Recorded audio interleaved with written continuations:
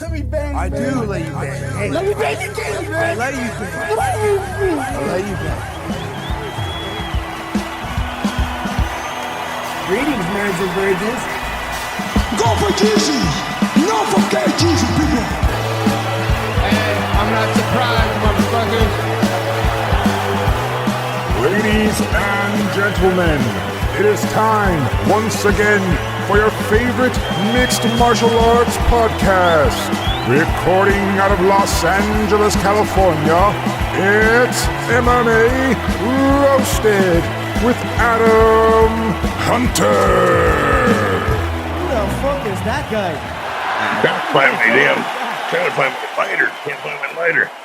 Fuck. What's up, people? We got a brand new MMA Roasted podcast. I'm here with the legend, the man of men, Don Frye. I think Mayhem's supposed to be joining us soon. Sean McCorkle was in the hospital. So all you people that thought I suspended Sean, I did not suspend Sean. He's never been suspended, okay? I was fucking around when I said he was suspended. But he's out of the hospital, and he's doing better. He almost died, according to him, which I think is true, because he doesn't lie. One thing about McCorkle, he's never lied. He probably should lie more than he does, because sometimes I have to edit out things that he says that I'm like, oh God, this might get him arrested. But he doesn't lie. So if he says he almost died, he almost died. How are you doing, Don? Well, you're as big. If you're as big as Sean, you don't have to lie. Just tell people to fuck themselves, you know? It's very true.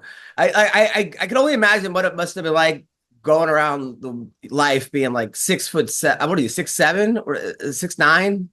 I mean, yeah, something like that. Yeah, 300 pounds. I mean, a good solid 300 pounds, not 300 pounds of mush. You know. Yeah. But he never actually. But he never actually like. But he's got the like. He's got the sense of humor of like a skinny nerd. You know, like that's the thing. He doesn't fit his actual body. Like he doesn't go around like a fucking meathead. He's like super witty and just right. Yeah. So, how are you doing, Don? What's going on? Well, nothing much. Just look what is going on. Not much. Planning on December 6th and 7th. A buddy of mine called up, and one of his nephews is an Air Force commando, and so there's like 25 of them. They want to come over to my house December 6th and 7th and have a party. You know? Oh, no. I'm like, sure, come on over. No, I don't know if that's a good idea. Yeah, a bunch of Air Commando. Yeah, but you live in a place where like something goes down, no one might ever find out. Like I mean, you're like in a very sequestered place. like yeah, it's a good place for me. Keep me outside city limits, you know. Dude. You want to come over to the party? I'm going to be in Canada. I'm with Russell Peters. We're doing 22,000 people. I'm opening for him in front of 22,000 people. People are asking if I'm nervous. I'm like, no, I got 22,000 people. Even if like half of them laugh, it's still 11,000 people. It's much more nervous when there was 7 people and half of them laugh. That's what 3.5 people. But like that's when it gets nervous. It's nerve wracking when no one's there. If I can make half the people laugh, that's still 11. That's when it gets nerve wracking. Did you like fighting in front of huge crowds or in moderate crowds or in front of small crowds? I like the bigger crowd, the better. Yeah, I like to perform. You know, I fight. I was never one of those wrestling room wrestlers. You know. Yeah. They've got those guys. Every day they win the national championship in the wrestling room. Then they get out in front of the crowd and they take a shit. You know. I like the performing aspect of it. I heard Kelvin Gastelum was like that. I heard Kelvin's like a guy, the opposite of that, where like in the room, everyone beats him up. And then he goes out there and he just fucks people up when it's time to go. And then, of course, there are the other guys that are like, there's comedians like that. Like they'll freeze up in front of big crowds, but in front of like 10 Right. people. Like I can only see them in front of 10 people. I can't see them in front of like all these people. Meanwhile, I had a show last week. I got off a cruise last week, and there was a woman there. Must have been like, I don't know, 75 or 80. She was up there. And I'm making jokes about her. I'm like, oh, it's the Real Housewife of the Last Supper. And, I bet back in the day, you used to blow Abe Lincoln and blah, blah. She screams out, I love giving blowjobs. Like, she just yelled it out. So, Take your teeth out. Take her teeth out. Probably they call her the gummer. She just, and then, right, there are some people on these cruises. There was one woman who was in her 50s, a little heavier. She's wearing a hat that says relax your throat.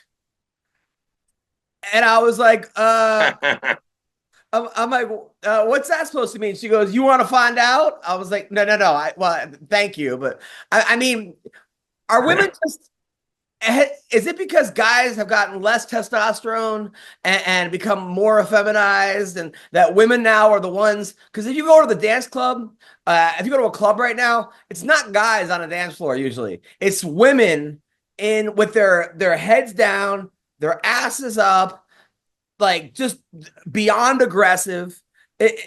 What is it, Don? Tell me. Yeah, testosterone. Lack of testosterone is probably a big part of it, and then you got toxic masculinity. You can't be a man anymore. It's shameful. By the way, toxic masculinity is the name of mine and Dan Severan's podcast. Do you think that's one of the reasons why people are into Trump? I mean, among other things, because people are just sick of it. They're just like, when people say "Make America Great Again" or "Take it back to the golden age," there's a little bit more of like when men were men, and people can just defend the woman's honor, and it's the kind of thing where it's like, if I'm walking on a flight and I see a woman who struggle with her baggage, of course I'm gonna go, But do you think that's part of it? Right. Yeah, I always help women, with their luggage. Shit. You never know when it's going to pay off, shit. Some panties might fall out, Dude, I was behind some woman, and going through, we were at an airplane. We were going through security, and the lady goes, hey, do you have anything sharp in your bag? And she just goes, just my vibrator. Which, first of all, how sharp is your vibrator? I mean, what are you using?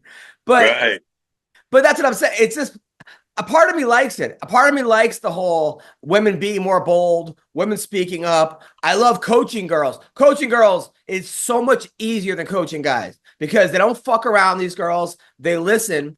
If anything, they're too hard on themselves. I have to build up their confidence, but it's a whole different experience. I like that. But there's got to be but you can't just have it go completely where the men are just completely effeminized now, and the women are out shooting guns and lifting weights and getting into fights. I mean, that's insane. That's just getting good. That's going to be too much. I don't think women want that either. I mean, some women say they want that, but I don't think they really want that. I think when it comes down to it, they don't want that. They want a guy behind them tugging on the hair, slapping him in the ass. That's what the woman wants. Shit. Yeah, exactly. 100%. Meanwhile, so I meet these girls on the ship, and one girl goes, my name's Kay. So I asked another girl, it was like 3 black girls. And another girl goes, oh, I'm KK. And I go, oh, well, I'm not KKK. But and then the 2 girls laughing, but one girl didn't hear what I said. He didn't hear the first 2. And she just heard me say, I'm not KKK. Like that would be my opener. Yeah. Like I would just go up to girls like, hey, I'm not. Right. So the girl looks at me and she's like, respect. Like, thank you. Like, I had to explain. Yeah, we get that. Yeah. So, did you already vote for Trump yet, or no? Did you cast your ballot? Not yet. I got it sitting on my table here. I gotta fill it out and run it in. Yeah. They just sent it to me a couple days ago. Fuck.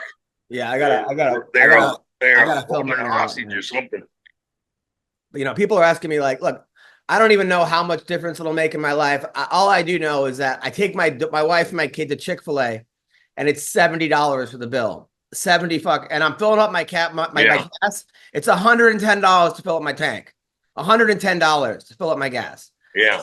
And then I try to take my kid to the park, and there's fucking drug addicts everywhere laying around, like just creepy fucking people on drugs. You know, a guy drove into my house. Well, how is Mayhem? Yeah, I'm trying to find Mayhem. I'm asking him where he is. Fucking Mayhem. In the park. You know, I do get worried about Jason, because when I don't hear from him, you know, it's not one of those things, people, where you don't hear from him and you're like, oh shit, you know, like you don't hear from Jason a couple days. I actually get nervous. I'm like, oh shit. So I'm going to call him right now. Yeah, man. So, Don, do you ever think about writing a book? No. Why not? I don't know how to make little things pop up, you know? So What are you talking about? I'm talking about you sitting down with someone, or just do it. You don't a have pop-up book. A pop-up book, you dummy. You big dummy is a pop-up book. I got it. A fucking way. I thought you meant the computer. Like you didn't know how to. After I explained it to you. No, that would have been funny if I was talking to someone who actually had internet. But I don't know if you knew how to like make Microsoft Word pop up to actually write it. So yes, now I get the fucking pop-up reference. But why wouldn't you write a book? I think your book would be amazing. I lived my life. I wasn't thrilled with it, you know. Fuck, there's so many other people, like those 25 guys that are going to come to my barbecue. You know, those are real men. You know, you're talking Americans. You know, I mean, real fucking commandos. You know, those guys should be writing a book. Yeah, and those guys could write books. But your story of a guy that started off and tried to be a fireman and got fired and went to the UFC and won the ultimate and ended up being in the greatest fight ever and ended up in Godzilla and on TV shows and in Priceline commercials and daughters and 2 fucking marriages and all the stuff you've been, the times you've been arrested and the battling with alcoholism and having your liver fucking come out and your feet fucking gone and all this other shit and winning national tournaments and training all these people. I mean, who wouldn't want to fucking see that book? Read that book. Alcoholism, how dare you fucker. Wait, what's that? I just happen to have a sip now and then. I'm telling you, Don, I think your book would be huge. Or I mean, I would read it. I think a lot of people would read your book. Just call it Predator. The Predator. The Predator, yeah, that'd be great. It's kind of lost its connotation in the last 30 years, you know. I don't know. That means its meaning, you know. It means different now than it used to, you know. Well, I started writing a book, and I'm talking about like some of the things that happened to me. And I'm, you know, when my parents sent me to that boarding school in Maine, you know, you don't realize I was on scholarship there for 4 out of the 5 years. Is this gonna be a long story? No, but you don't realize how fucked up kids are. I think kids were more creatively funny back in the day because you didn't have the internet. There was nothing distracting you. There was right. The internet now is like, you know, you get kids just, they're on their screen all day.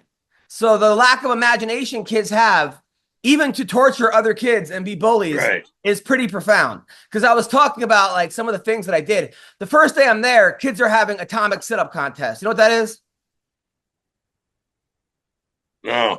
It's when one kid goes to the other, hey man, I bet you can't do a sit-up, right? And the kid goes, yeah, I can. One kid lies down, and then a third kid puts a towel over his head, right? And he goes, oh, you have to do it with a towel over his head. Right?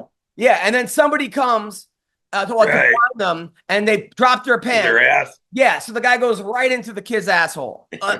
So that was day one. That wasn't me, by the way. I did not have to. I saw what was going on. You can really only get one kid until everyone realizes what's going on.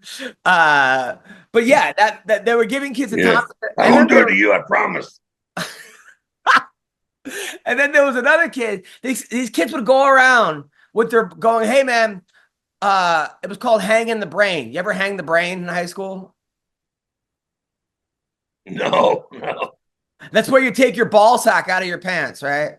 So it looks like and you squeeze them. Yeah. So it looks like brains, right? So you'd be talking to a kid, and all of a sudden you look down and you see his ball sack. The kids were constantly taking their ball sacks out of their pants. And then one kid at a school meeting stood up and said, there's no hanging the brains during school meetings while hanging the brain, right? Like that was his announcement. You had announcements. Right. Things. So of course he got suspended for that. I had a girlfriend that would do that for me. She would take your balls out for you. Yeah. Yeah, she'd hang my brain, not hers. Yeah. She didn't have balls. That's good, dude. And then there were kids in my class that there's only two. Back then, there's only two types of genitalia. You know, genders, two genders. Now, what is there? 500. There's, you know what though? I gotta say, I did a show the other day, and there was a guy with long hair who looked like a girl, but he was also looked like a guy. It looked like a girl with like a 5 o'clock shadow. So, and I was doing a joke, and I'm like, all right, sorry, excuse me, sir. And then I'm like, miss. Like, I was trying to not, disrespect the person, but I'm like, what is it? And he goes, I'm like, what are you? And then, and then of course he was like, or she was like, whatever. Was like, I'm gender fluid, right? So she banana. Like a banana. Why like a banana? Because that happened. I guess that happened in one of the schools here last year. You know, the teacher was saying, you can be anything you want. Pick a gender. Pick what do you identify as. Anything you want. And one kid said, "I'm a rockin' banana," and she says, "You can't. That doesn't make sense. You can't do that." Well, you said I can be anything I want, so I'm a rockin' banana. Yeah, pretty much. So, but I gotta say that the gender fluid person was laughing the hardest out of anyone in the crowd, and and I don't think it's necessarily that's for two people. I don't think it's necessarily trans people that are getting offended. I think it's people on behalf of trans people that are being. That's the fucking worst. Like I did a show and some girl came up to me. She's like, I was at your clean show and you made a joke, a fat joke, blah blah blah, and I wasn't offended, but my daughter was. I'm like, well, was your daughter there? No, she wasn't there. But if she came, she would have been offended. I'm like, but she wasn't there, and how do you know? Well, quit feeding the fish biscuit. You're good. As a former fat person, I would have been offended, Adam. But I'm like, the problem is everyone offended on behalf of other people. Like, you be offended, you worry about yourself. And then she was like, well, she was cool. Then she started telling me she's on her third marriage because the first two, they were swingers. And then, after 8 years. That normally works. A swinger relationship normally lasts. It's weird that they weren't able to make it work. Have you ever seen it work, the swinging? No, I don't think that's like, it's kind of like one of them things like it's like a white running back in football. Like it just doesn't work. Like I think it's more like a last minute, it's like you put everyone else in the game and no one's scoring. So then you go to like the water boy. It seems like a last ditch effort is the swinger. Yeah. Like you're like, fuck it. Sean, you almost died last week. What happened? Dude, I have had the worst food poisoning. Like, I was already dieting and I decided to do a cheat meal because that's a good idea when you've been eating only chicken and broccoli for 8 weeks. But I do Mexican food and I was deathly ill. Dude, the sickest I've ever been for 7 days, 8 days. And I'm still sick today. I mean, throwing up nonstop. Like the nausea is unbelievable. I took a Zofran and Finnegan back to back every 2 hours till I ran out of them in 3 days, and it was supposed to be like a 2-week supply. But that's how bad the nausea was. Yeah, like it was something beyond food poisoning. I don't know. So you went to the hospital? You know, fantastic. Yeah, I went to the ER, and then I go in there, and whenever I go in there, they start asking you like hinting around that you're on drugs of some kind because I'm a white male in my 40s, I guess. I think that's the new thing. But you sit there for like 2-3 hours, and then they say, you're like, hey, is there any way I could just get like some Zofran or get an IV or something? And they're like, sir, we have far more pressing, issues or far more important patients, gunshot victims and this, that. And I'm like, dude, at this point, I'll shoot myself in the leg to get admitted. Like, what do I have to do to get admitted here? I just wanted to get rehydrated, because I used to pay an EMT I knew to steal the bags and come give me an IV himself. But now they have places that do that here, like little spas that give you IVs. But I need to go to one. I've been deathly ill, man. I honestly can't imagine your shits, by the way. What are you at, 6'7", 6'9"? Yeah. Actually, when you're not eating anything, you don't go. You just feel like you have to go the whole time. So yeah. I went days and days fasting, man, just sick to my stomach. I shouldn't eat anything. So. Dude, when I was in Mexico in high school, I think I ate feces. Someone put feces in the food, and I ate it, and it was 105, and I started shaking, like, and then I was like laughing about it because I'm fucking insane, and started dancing and shit. Dude, I went to the hospital. They're like, I was very close to death, just like you. But it was a hospital in Mexico. It's just like someone's house. Right. It wasn't. Wait, did you say they put feces in your food? Yeah. They said I ate shit. I mean, I've eaten shit my whole life, but this one I literally fucking. Yeah, I was gonna say you normally have to be on stage to do that. But. No. And then the last high school story, by the way, for Don, I was telling about this book that I'm writing about my life, and I'm at high school now, and how crazy these kids were. Dude, when you were in high school, did you ever do boner push-ups, Sean? Sean's frozen. Don, you ever do boner push-ups? No, never did. Never heard of it. But so basically, when you have a boner, right, and you see how many push-ups you can do with your dick, right? So we be in class, and there was only like 180 kids in this whole school. Like every terrible kid from their town that got thrown out, who got kicked out of like other like programs that are no longer legal, went to this school, right? These like wilderness programs. So you'd be in class, and all of a sudden, some kid would just yell out 27, and you look down, he's got a boner. Like he was just counting how many boner push-ups he can do during the class. So that was like a way we would entertain ourselves. Sean, do you ever do that?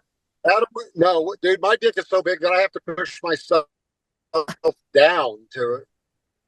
Wait, that doesn't make sense. I don't know.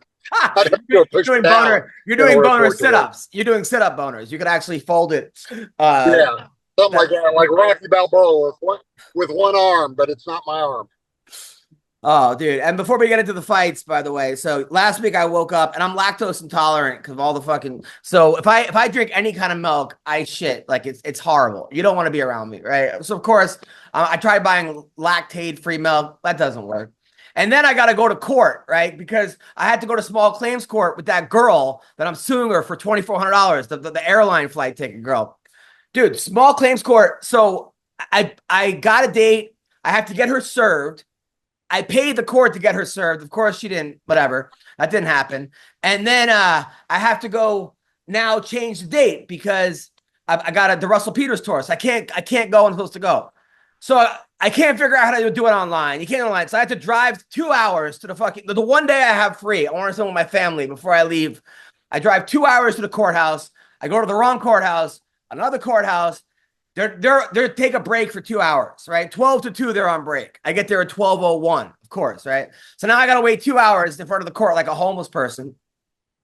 Done. Then I finally go in there and I'm like, all right, hey, here's what happened. You could only do small claims on Thursdays, right? No other day could you go to small claims. And I'm like, I'm looking like, when can I do it? Then they don't book 60 days out or 70 days out. So now they're like, oh, you can't book January again. You have to come back again and do it. And I tried calling them and I was on the phone with them for an hour and a half of music because they put you on hold. Dude, so now I got to go back there. they make it so hard. And of course she's not going to show up. I'm not going to collect my money. Like, I'm doing it just to fucking ruin her day. Don, she got over 110 people on this airline scam. 110 fucking people. Really? Yes. Fuck. She's made over like $200,000 getting all these people that had like their houses burned down in fires in Maui. She stole people from her church, her Sunday school teacher. It just keeps going. This is the worst. You know, I try not She's to. a piece of shit. I try not to hate people. There's a handful of people I hate in my life. I can honestly say that I fucking hate. Right? What the comic that punched me in the face when I wasn't looking, that I ended up fucking him up. That guy, and then this girl who stole from 100 people. Like, so I'm saying, Sean, small. You ever try taking someone to small claims court? Yeah, I've actually been taking a small claims court. It was awesome. I've been taking it repeatedly, and I just say no the whole time, even to the judge. I just say no, and there's nothing they can do. Well, great. It's because I got a date, and now I have to go back and change the date. And of course, they can't do it 60 days out, so I got to drive another 2 hours to get the date fixed. And they're saying they could do it online, and I'm like, I don't believe you. This girl's not gonna. I got to pay someone to serve her. She has to show up. And then I have to claim Well, you got to find a cheerleading team. That's going to be a nightmare. Dude, it's a to serve her. Come on, man. You got dude. Thank you. That wasn't bad. That wasn't. I like how you make a joke and look at the person driving. But like you have an audience on the podcast. Is that your son or your wife? Any confirmation that someone got my joke? Yes. Anybody? Of course, dude. Then I get home and like, Sean, how did you Sean and Don, did you ever have your kid doesn't listen to you and then your wife undercuts you? Like, I'm like, hey, you got to take a bath. Time for a bath. Time for a bath. No, time for a bath. And then she doesn't need a bath. Like, after, like, I've convinced, does that ever happen to you, Sean? Yeah, it happened one time. Yeah, all the time. It happened to me once. 2 people got slapped that day. And so everybody learned their lesson, and we learned that what dad says goes.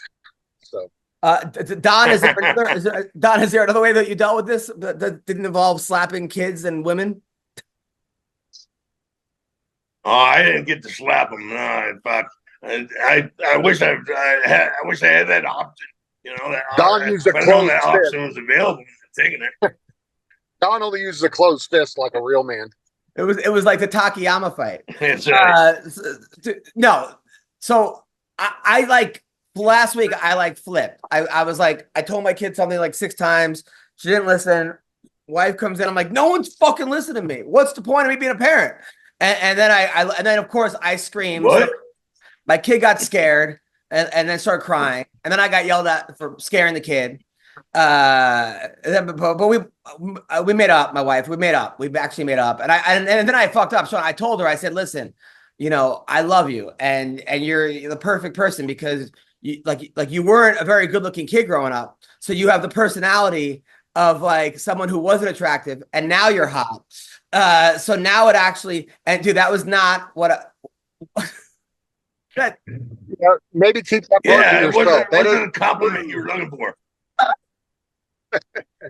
That's actually what my divorce lawyer told me after I got divorced. He said, find a late bloomer. And I said, I don't know what that means. He said, find a girl that wasn't always beautiful, that bloomed later in life, because by the time they see themselves, however they see themselves when they're 13 years old, that's how they'll see themselves the rest of their lives. So he's a pretty good manipulator. That's what my wife's like. I was cute when I was younger. I'm like, well, not according to the 50 pictures that I saw at your mom's house. And then she's like, those were bad pictures. So it was, yeah, dude. But I think he's right. A late bloomer is the way you want to go. I go, it could have been the opposite, where like you're an attractive kid growing up, you get all the girls or all the guys, whatever, and now you're like a heifer. Because then you have the person, now you think that you're like this, but it doesn't match.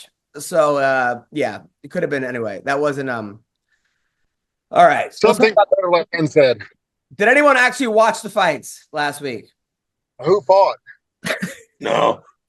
This is an MMA podcast, and every week I have to tell you guys about the fights. Like, you don't actually.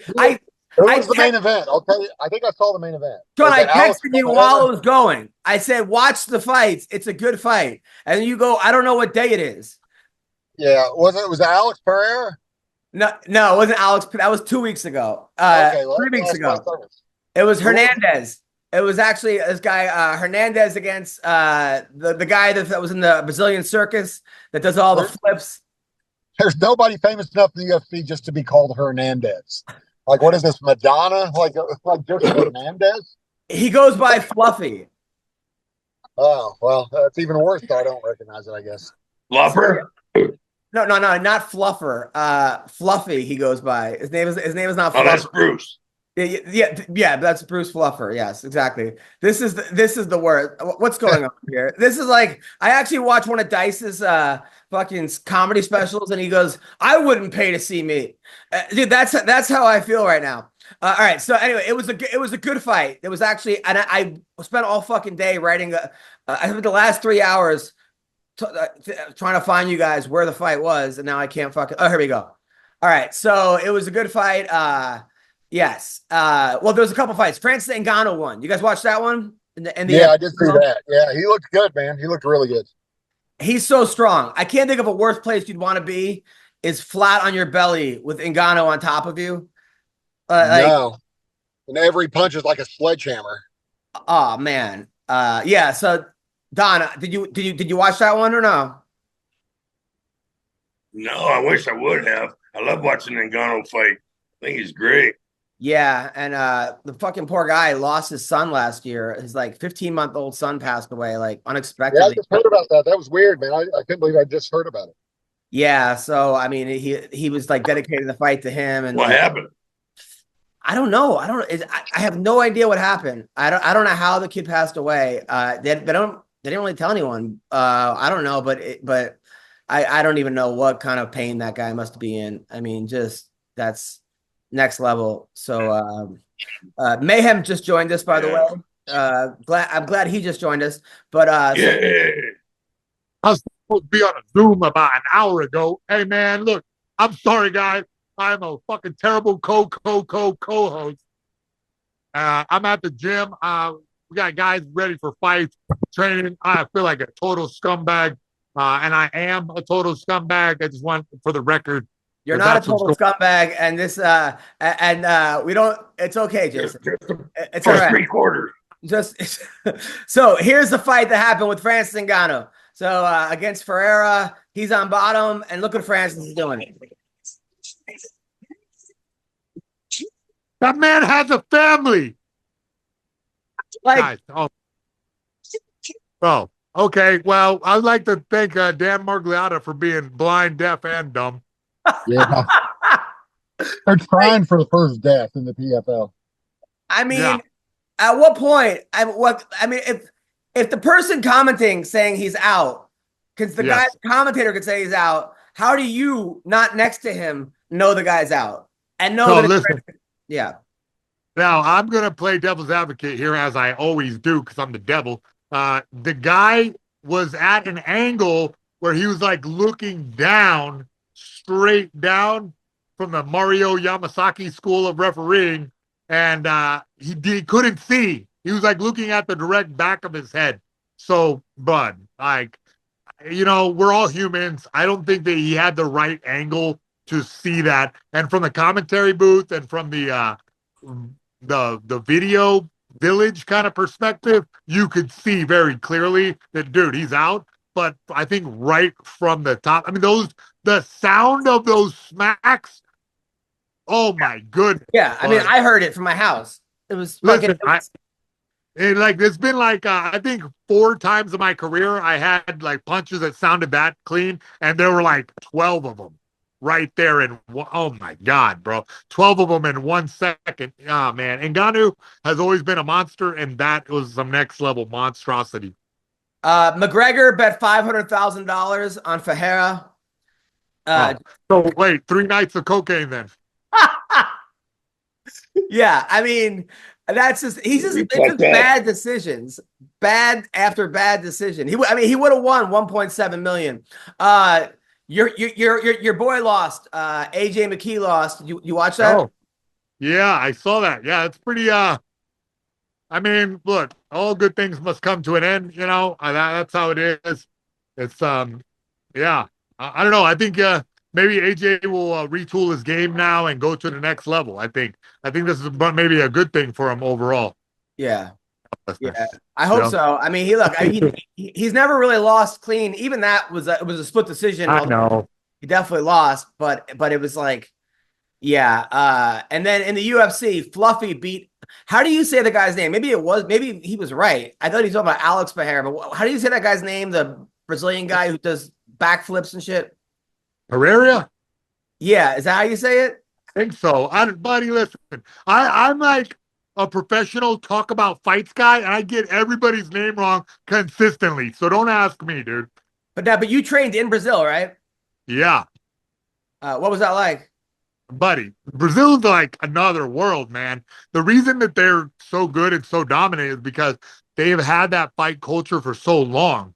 And it's been such a, like we just started MMA, 93?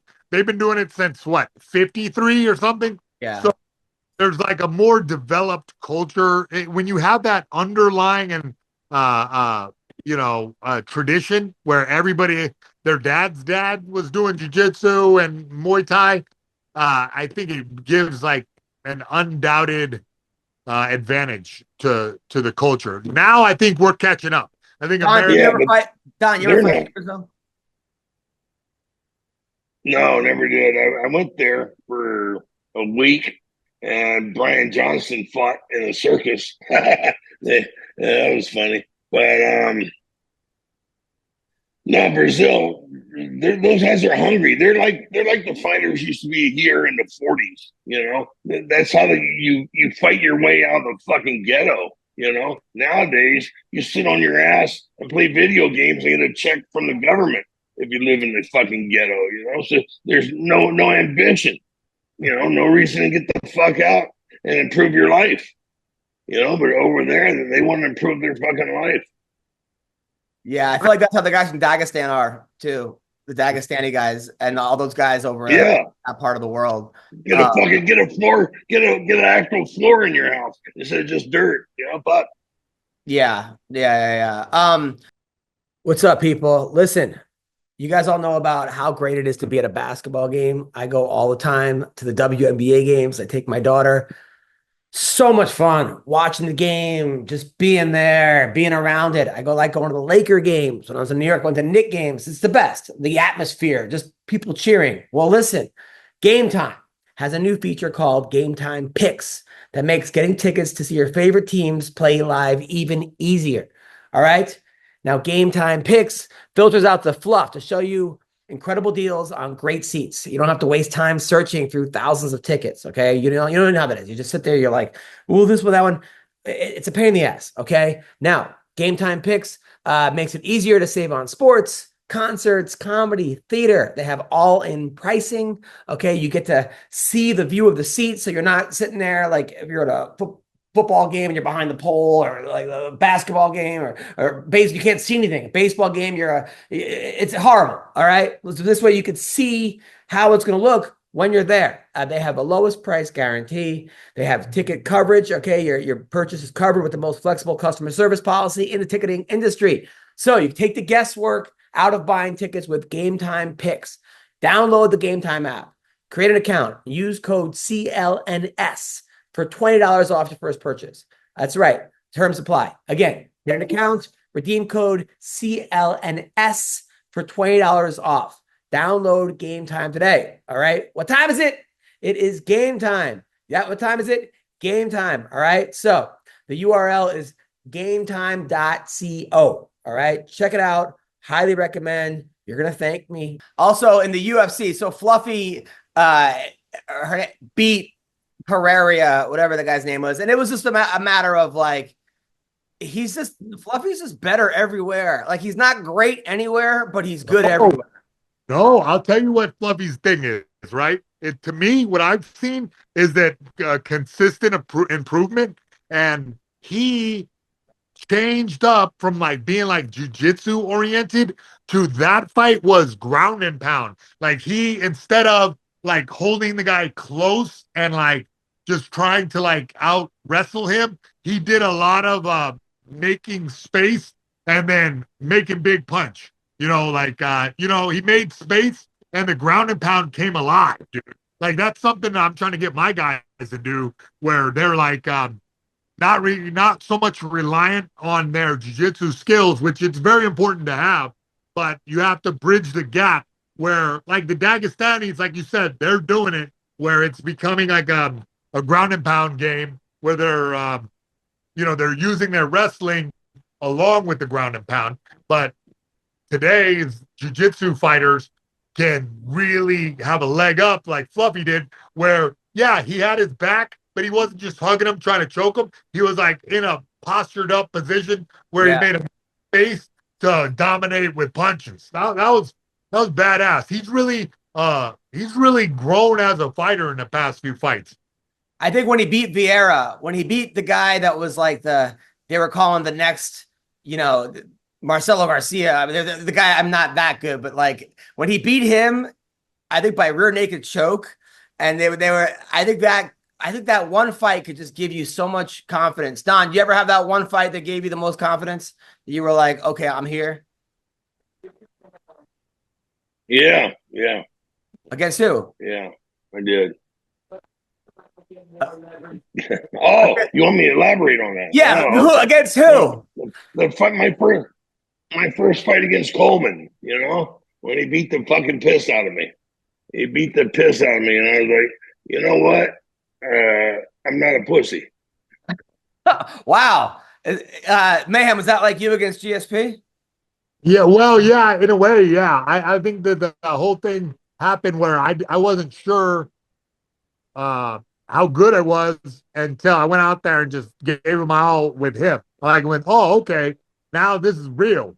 Like I'm fucking good at it. And it was weird because I lost that fight, so I didn't think, I was pretty depressed until I got the feedback from everyone. They were like, hey, man, you're fucking in it. Like, you're tough at this. Like, you're really good at this. And it grew my balls 3 sizes. I have a very similar story. It wasn't against GSP, but it was in 3rd grade. Against the 3rd grade bully, Matt Kraft. Everyone was scared of him. He was like the Mayhem Miller. She was tough, huh? She was tough. He used to fuck everyone up. Like everyone was, I think he was like supposed to be in 5th grade, right? He had like a mullet. He was skinny, but everyone. So we were playing butts up. Remember butts up? You throw a tennis ball against a wall, and then someone has to catch it. And if they drop it, they have to peg you with it. And if you lose, you got to put your hand against the wall, and everyone takes turns throwing the ball at your ass. And then they have to spell butts up. You didn't. That's a erotic game in the 3rd grade. A lot, yeah, bro. Really. Yeah, Bunch of homos. No wonder your wife is pegging you.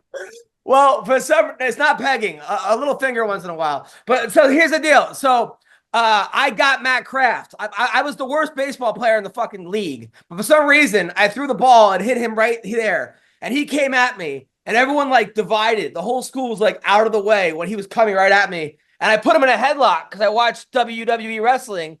And then I just held him like this, and like a bulldog choke. And everyone went around and said, Adam beat up Matt Kraft. Like, I was the most popular kid, but he was like, you're dead after school, right? So the whole fucking day, I'm like, oh no, I'm gonna get like, I'm thinking about leaving school early. So then I leave school, and all my friends split again. And there's fucking him, Matt Kraft, the bully, right? And he comes right at me, and I take him down, and I start doing ground and pound, but I couldn't believe I was doing so well. I go, fight's over. Like, but because I didn't trust myself. And then as I was walking away, his sister came and kicked me in the ass, right? Just gave him like his older sister. Dude, I cried the whole fucking way home, right? I cried, and then my dad's like, what's the matter? And I'm like, I got my ass kicked by Matt Kraft and his sister. And then the next day I went to school, and everyone said I actually won the fight. So yeah, Mayhem, I had a story that I could relate to with you and GSP. Against the guy, not against his sister. No, his sister fucked up. Later on in life, though, I dated his sister, and she actually carved my name in her leg, because that's what kids did back in the day for some fucking odd reason. Yeah. Great. Are you guys following this? The Nate. I wish I had McCorkle on here for this. He left. Are you following the Nate Diaz versus Brendan Schaub? Am I ever, bro? That's No. Yeah, Okay. Brendan and Diaz aren't arguing. I'll tell the audience if you want me to. Please.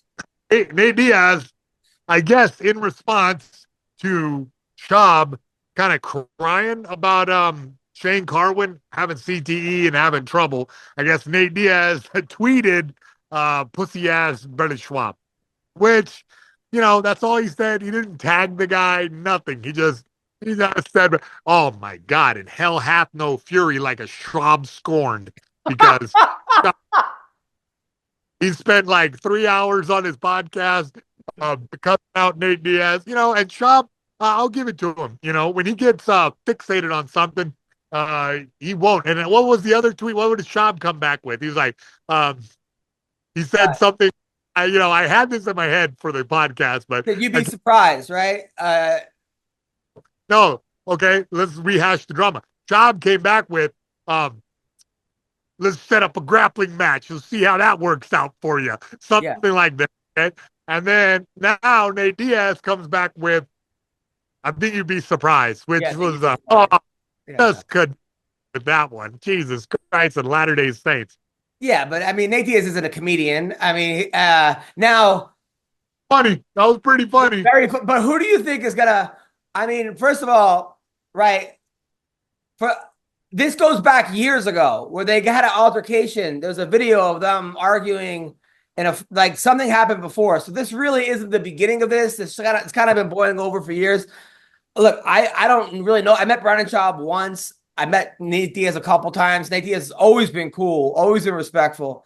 So I want to root for Nate Diaz in this beef, but at the same time, I know Shane Carwin, and he's a fucking great guy. So I understand why Brendan Schaub would be upset for his friend who can't tie his shoes. If a guy can't tie his shoes, that's sad. That's especially Shane Carwin, who I think he was like a nuclear physicist. He went to like some great school in Colorado. He fucking really What happened to him? He went to like aerodynamics school of engineering. What happened to him? I guess according to Brendan Schaub, from all the punches and all the things that he's taken over the years, he's fucked up. Like he can't tie his shoes. What's funny about that? They're training partners, okay? So he definitely had a hand in helping Shane Carwin get CTE. Like, there's not even a question about it. I don't know why Brendan didn't think about that, but I mean, and it's not his fault or anything. That's just the nature of our business, but is that you've got to punch each other to be ready to go into the cage and fight each other for real. So, do we even know? First of all, do we even know Shane Carwin has CTE? Like, I mean, should we hear from Shane Carwin? Doesn't he get like? The whole thing is Shane is saying that he's having cognitive trouble. Oh, got it. The whole reason that Schaub was, and getting emotional. And Schaub, Schaub is like a teddy bear kind of. He's like an emotional dude. So, yeah. And I get it. Your buddies are having big problems, and you get, you're invested in your buddies. So I don't know. And I don't know how. And a lot of people are saying Brendan is clout chasing. He's just acting like he's sad. But I don't believe that. I think that he genuinely is an emotional dude. And of course, Nate Diaz is not as in touch with his feelings. So he's like, I call this guy a pussy immediately. I'm in the middle of both guys. I get it. I get Brendan Schaub's compassion, and I also get Nate Diaz like, shut the fuck up. Like, I also get, but also then Schaub went overboard with saying like, I'll snap your neck, like I'll fuck you up. That's what I forgot. He said, I'll snap your neck. Yeah. Look, man, whatever. Hey, look, I'll pay to see that fight. Yeah, I'll promote that. Hey, to have that fight go on, bro. We can do it. Right there. We have a cage and everything. We're a small one. So they have to. But then Schaub said, like, look, two people, if you and I are in this room, I'm the one walking out unscathed. Okay, first of all, there's not a person on this planet. I doubt it. not on this planet who fights Nate Diaz that's going to be unscathed. I don't care if you're Mike Tyson, fucking prime. Right.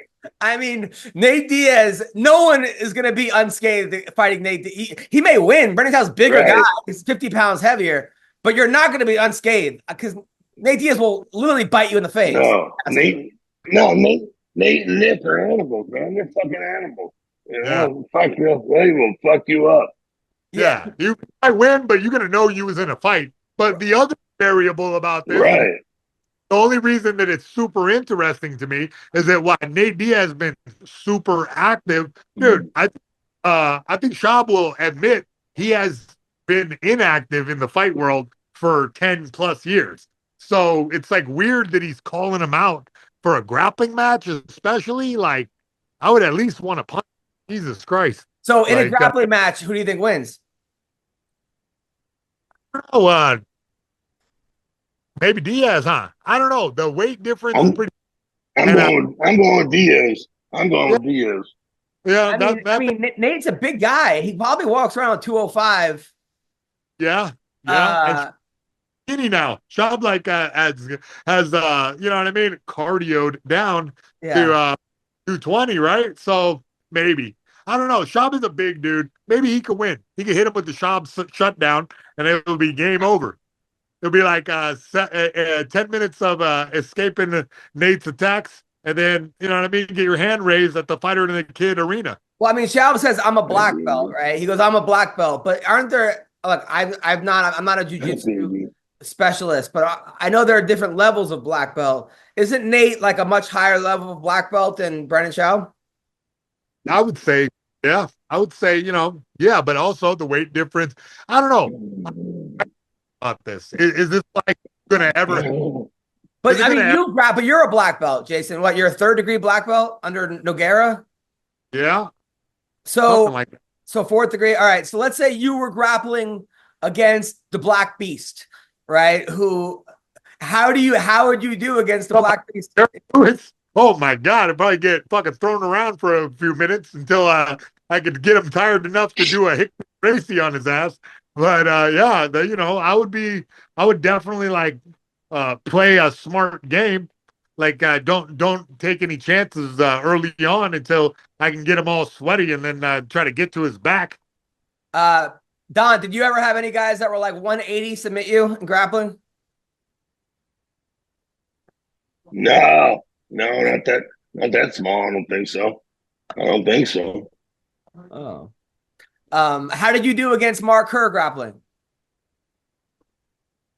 I didn't wrestle. I didn't grapple with Mark Kerr. Oh, you never grappled with Mark Kerr? He was in there. No, he sat against the wall and countered everything that we would say, you know, and then finally get this fucker out of here. You know? Oh man. So I honestly, all right. So also in story, so Cowboy Cerrone wants to come back. He's had 48 fights. He wants to have 50. Now he retired a couple years ago and then started taking testosterone and fucking got huge. Like Cowboy Cerrone's a monster. Well, now he's off testosterone and he wants to fight. And a lot of people are saying that's a bad precedent, that you shouldn't let that happen. That's the Conor McGregor way of doing things. Wow. Daniel Cormier said that's a bad idea because he actually offered Cormier or tried to get Cormier on testosterone. And he says people are going to game the system if people do that. Mayhem, your thoughts? I don't know. And he also lost his last 6 fights, or he's 1-7 in his last 8 or something. This is the rare occasion why I agree with Dana, sort of, that like, all right, like, dude, he retired for a reason. You know, he was having problems. He lost, 6 out of 7. And okay, he wants to do it. He's a grown ass man. He has his own faculties. He can do what he decides to do. But I don't know. I don't see the benefit. I guess money, but I think that every fighter. I don't think any fighter ever wants to give it up. Like, it's a weird thing that we have to do and a decision that we have to make. because it's really difficult to give that life up. There's nothing like that feeling of getting in there. And I'd rather see him do some pro wrestling matches or something, like, to be honest, because this guy is like, I don't know, and maybe that's even worse for you. So it's up to I got him. hurt worse. I got hurt worse in pro wrestling. Yeah, I I got know. hurt worse in pro wrestling than in fighting. Between watching all that McMahon documentary and Don Frye telling me that pro wrestling is the way to get fucked up, like I'm very aware. I'm acutely aware dangerous that pro wrestling is now. When I thought, oh, our sport it is dangerous, but man, pro wrestling seems like that's the one. By the way, so Don, can I show everyone the cameos that you've been making? Sure. So Don You Frye think they're has been good enough making to show? cameos. Sure. This might be the greatest thing in the history of the world, by the way. He's been sending them to me, and it's one of those things where I'm not gonna watch it until I'm in a good I can actually appreciate it. That's how funny it is. I don't know, Jason, you ever have something you're like, I don't want to just look at this now. I want to actually experience this. This is some of Don Frye's cameos. Can you guys see this? You see this? Yeah. All right. So here we go. I don't know. Yeah, he's a good looking guy. All right. So this is the stuff Don Frye does. Landon, this is Don Frye, the Predator. Your dad and his girlfriend, Ashley, wanted me to wish you a happy birthday. Happy 18th, I think it is. And I want to say a few things to you.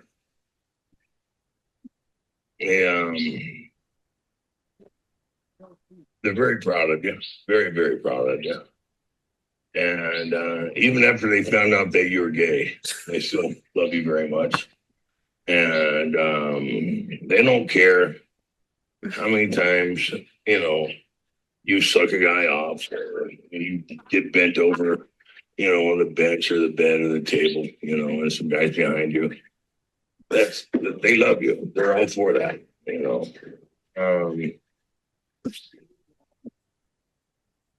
They still love you.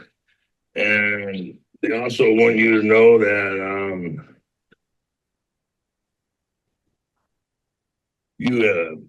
the man that you've been calling dad your whole life. Sit down, son. Sit down. The man you've been.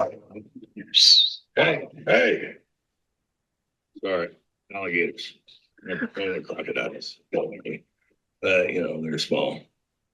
And but the dad, you sit down, boy, because the man you've been calling dad your whole life is not your dad. Your real dad is a midget, Puerto Rican from Canada. And if you got a problem with that, if you're a racist or a midget phobe, that's on you, boy. That's on you. I'm just delivering the message, I said she wants to thank you or a douchebag. Thinks you're a real douchebag. And she's tired. She wants you to learn how to fight.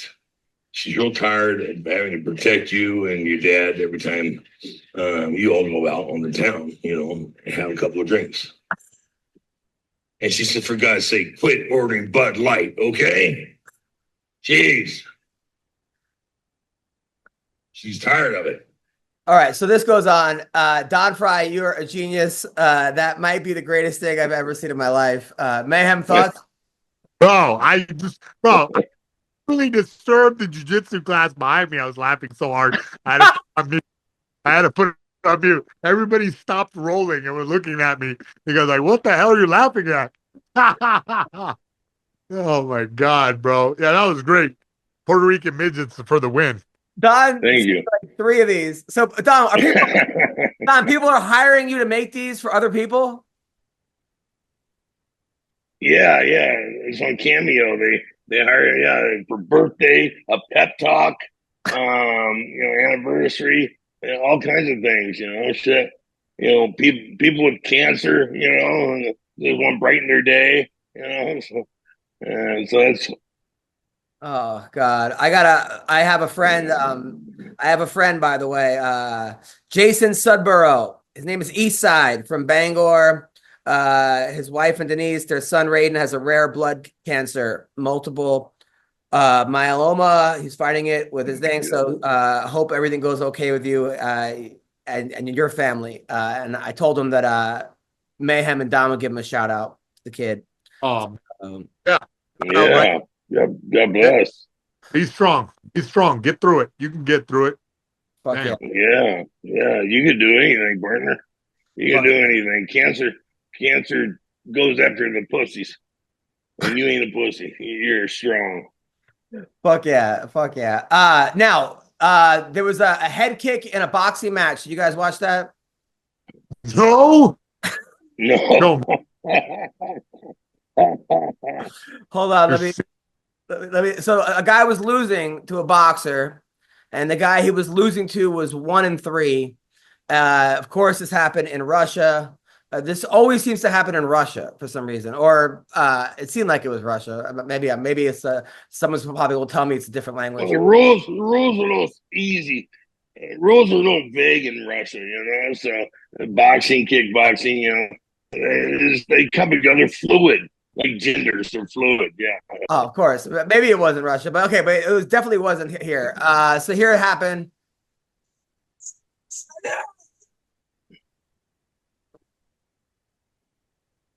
Oh. Oh, wow. Damn, his whole team came to kill him, huh? No? Yeah.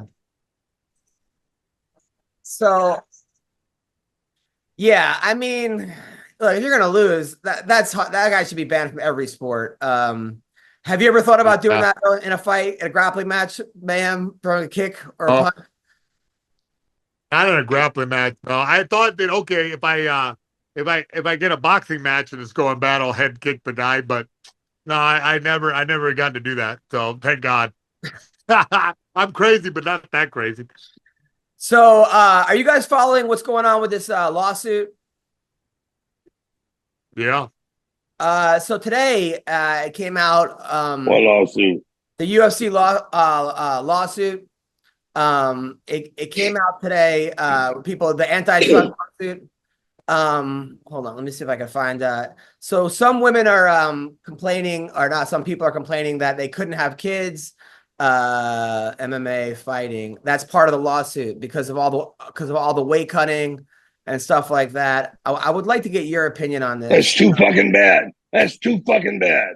That's too fucking bad. You made the choice to do it, you dumb bitch. You know that? I don't feel sorry for you. You made the choice to get in there and get involved in it. And you're gonna fucking blame the company? Fuck you. So it was Gina. I think it was Gina Mazzani said it. So here we go. I feel that I'm unable to have children. Fighters reveal physical, financial hardships in support for UFC antitrust settlement. So yeah, according, I guess Carla Esparza, who just retired, Henem Barao is in it. This is what Felice Herrig said. I like Felice a lot. But so fighting for the UFC was the achievement of what I thought was my dream. But the reality is, after a lengthy career, I left with a worn down body, severe depression, nothing to show for my years competing at the top of the sport. I still battle depression to this day, and I'm angry that I saw so little reward for what I provided to the UFC.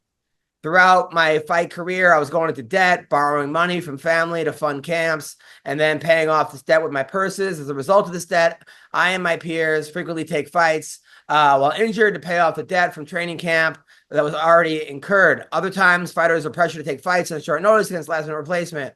And then Mayhem, thoughts on that?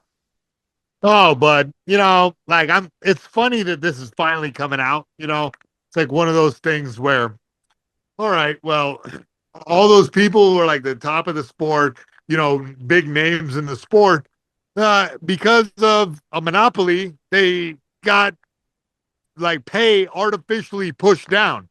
If it was like a free market, everybody always heralds, they say, oh, the free market will make it. Oh, the free market will help everything. Well, it wasn't really a free market. There was the UFC was at the top. They crushed or bought out all the competition, and now we see the bitterness of all the fighters that are going, hey man, if it was multiple promoters doing this and monopoly was broken up, then we wouldn't have to take these crappy deals. But we did. So now there's a little bit of comeuppance, and the lawsuit is gonna, I don't know, end up giving some people some money. And, that's just the way of the world. That's capitalism for you. Don? I think it's fucking bullshit. You fucking knew what you're getting into, and you signed your name. You know that you're the one who wanted the fame and the glory and a lot of pain and injuries going on with that lasts you the rest of your fucking life. And you knew that. Don't act like you didn't. So you sacrifice one thing for another. You sacrifice what? Your passion for glory, like the old song goes, and fuck, be a man or be tough and suck it up. And you had a decision. If you weren't good enough to be the top dog in the pile, that's too fucking bad. But you made the decision to take the fight. There's no pressure. Fuck. I mean, I would fight. All my fights in Pride, I was injured. And I took those fights because, they'd have replaced me, But, hell, I could have taken the time off to heal up, but they'd have replaced me. And then I'd have to struggle more, fight more for less. But, that was my decision to do that. I mean, I do kind of wish that nobody's holding a fucking gun to their head. Yeah. At the same time, I hear you, Don, and I hear Jason. I do wish there was some sort of like union or something where they could like get covered the rest of their life as far as like for some of these brain damage or some kind of injury. It'll never happen. It'll never fucking happen because there's always some asshole out there willing to fight for free just to be on TV, And so and the quality of the fights will go down, but people will still buy it just to watch the fight.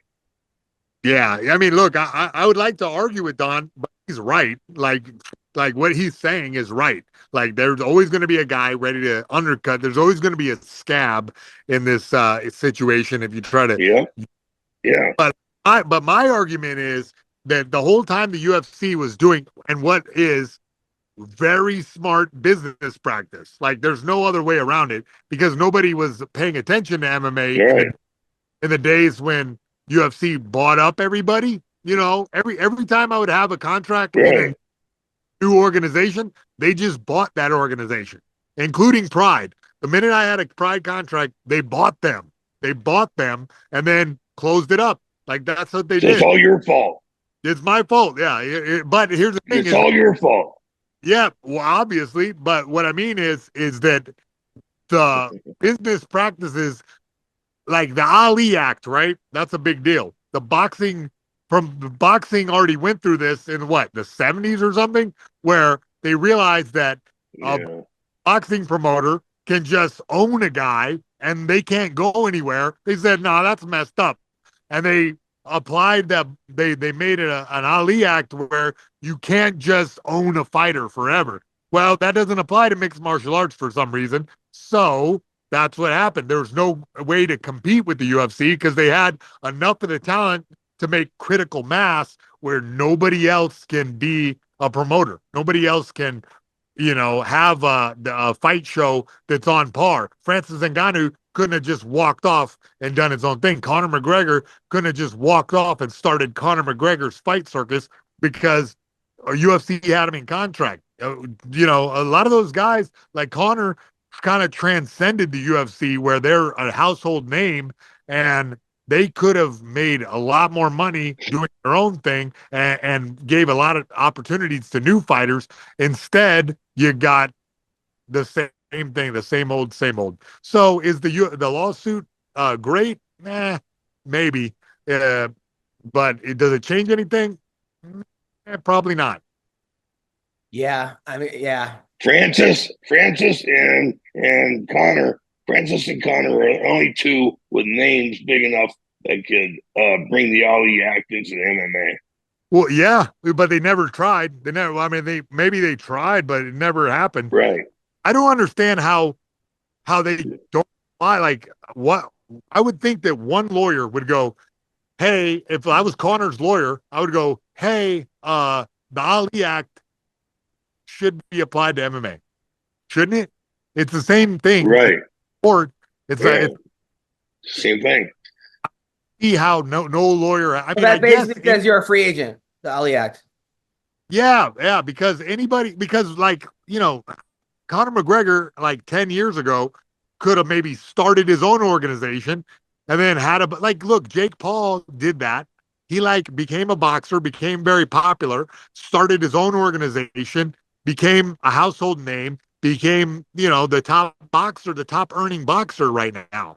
So you're telling me that the UFC such a strong market share and they're so, you know, they have all the talent locked up in a way where even their managers and their agents and the whole network won't let anything change, won't let the status quo be challenged whatsoever, and the Ali Act doesn't apply to mixed martial arts for some reason. Okay, all right, I get it. That's the way the world works, and I'm a weirdo for even mentioning it. That's because the UFC owns. That's because the UFC owns all the athletic commissions. You know? Yeah, I know. Yeah, but it's a dirty business. Fighting is a dirty business. You're saying a quiet part out loud. The problem I'm having is that I could see both sides, right? So I could see where Gina, like Jessica I is saying right here, like, and I like Jessica I a lot, and I like Gina, so it's also like I'm also there's a bias right now with me listening to this, right? So or reading it. So like Jessica I says, while fighting for the UFC, I suffered many significant injuries, including to my left elbow, required Tommy John surgery, removal of my gallbladder, became inflamed, kidney failure, sepsis following a grueling weight cut. During my career, I suffered from concussions. I fear that I have traumatic brain injury. I'm noticing symptoms common with TBI and CTE, including anxiety, depression. Yeah, but you could have walked away. You could have walked away. Sensitive to light, headaches, and memory loss, right? So my injuries because that's part of the life. But I will complain that they kept my pay artificially low. Like that's, you know what I mean? Like, okay, if I'm getting offered this much money over there, but like then they just buy the company and then cut my pay in not even in half. Down to a third, and then rehire me. Couldn't they cover your injuries during? What the hell? Camp? Like that's. Couldn't they cover your injuries during training camps, Jason? They could, but they don't. They didn't even cover the injuries that I sustained in the fight. They say, but wouldn't that? Own underwriter. But I'm saying, Don, Jason, like, let's say the UFC covered the injuries during the training camps during all this stuff. I mean, wouldn't that take away? Wouldn't that help her out? And also, well, why would they do that? Then you're worthless to them. Got injured and you don't fight, you're worthless. So I get it. It's not, you know, I get it. It's a hard reality. It's your fault for not getting a better agent. You know, their agent outperformed your agent. But I'm saying, but like in the NFL, right? In the NFL, if you get hurt during a practice, the NFL covers that, correct? Yeah, but they've been around for 50 years longer than the UFC. UFC's only been here for 30 fucking years. I know, but essentially, while you're training for a camp, you're training for a fight in the UFC. Shouldn't they? If they cover your injuries during this training camp for the fight for the UFC, I know what Jason's saying is that they should, but they should, but your fucking agent should put that in the contract. Yeah, but is there? But that's your fucking. That's right. But does anyone's agent do that? You got bad agent. I mean, is there any agent? I don't know. That's the question. Like, I mean, if an agent, because I'm saying that would cover, I would think, a lot of her stitches, what she's saying, her left elbow, the Tommy John surgery, the kidney failure, the sepsis following the weight cut. I mean, it wouldn't cover the CTE after the fight, right? Or the depression, irritability, that or sensitivity to light, but at least it would cover before the fight. And I would think that like, I don't know. Everybody suffers from depression. Everybody. I mean, right. look at the fucking asshole who tried to shoot President Trump. That fucking asshole had depression. He wasn't a fighter, you know? They're putting shit in their fucking food, you know? Yeah, right. They're not going to cover depression. I mean, unfortunately, they're not going to. But yeah, and then this girl, Gina, says, endured grueling weight cuts, cutting from 163 to 136. Yeah, that's the weight class. I mean, unfortunately, they don't have a 45 or 55. Oh, they have a 45 now. My menstrual cycle did not return until 6 months after this weight cut, has never returned to normal. I fear that I'm unable to have children. I don't know if she's going to win that case because a lot of people just can't have children, regardless, you know, who didn't cut weight or go through training camps. So I don't know if that's. Hey, that was your choice. That was your choice to want to make that weight. You know, you weren't tough enough to beat the 165 pounders, so you had to go down. No, it's a girl. It's a female, so they don't have 165. Yeah, I understand that. But she had, you know, she couldn't beat the 165 pounders. She had to go down to 145, right? But 145. There is no 165. But I mean, look, the issue though here though, I think the danger here is that if you just start naming things that you're going to sue for, it might take away from the people that have a good, you know what I'm saying? It's like one of those things where like it becomes like, okay, well now I'm going to sue for this, I'm going to sue for that, or that's going to be, and then it takes away from the things that actually might be covered, or that how you have a better shot of winning at least. So I don't know. I mean, you're right. Look, in a perfect world, everyone becomes a fucking millionaire. Fighters can get paid NFL money, NBA money. Everyone's happy. Everyone's making money. But unfortunately, this is not a perfect world, and you got to deal with this bullshit, you know? So, well, Adam, do you get the same pay? You get the same pay as comedians that don't tell funny jokes? No, and that's the thing, and that's 100%. No, and there's a lot of here because as a comedian, there's no guarantees. I chose to become a comedian, and I can be the funniest fucker ever. I can make everyone laugh every fucking night. It doesn't guarantee success, and I know that when I signed up for it, and that sucks. Right. That sucks, but it's not fair, and it's not fair. And I could go up there and be like, "This is not fair. This is bullshit. Why this guy's comedy sucks. He shouldn't have went. He went viral. He's got the right agents. He's got the right connections. They're putting him in this. This guy is a joke writer. All this shit, right? But that's gonna get me fucking nowhere, okay? And I also know what I signed up for, and and unfortunately, in my business, it's not the 1% that makes money. It's the 1% of the 1%, or at least the 5% of the 1%, because most people are starving. Most people are not making money. Most people, doesn't matter. I could kill every fucking night. Oh, you're so funny, blah, blah, blah. But Brendan Schaub is making fucking whatever, 10 times the what? Did Brendan Schaub is he a better comic? Did he put the work in? Did he do the open mics? Has he been doing this 25 years? No, he hasn't. But I'm not going to go, well, it's not fair because that's going to get me nowhere. And that's fucking life. Life isn't fair. And that's also the problem with young generation. It's not fair. Unfortunately, a meritocracy works in certain situations, but it doesn't always work. And it's not a matter of who's the best. Most of the time, hopefully it is, but it's not always going to be the case. I've been in acting classes with some of the best fucking actors I've ever seen in my life. And they've never made $1 fucking acting. They're waiting tables. And then some people that I'm like, this guy fucking sucks. But he's on major movies, starring in major movies. And I've been on sets before, Right. have you, where the main actor doesn't know his fucking lines or doesn't care. But you know what? It's not fair.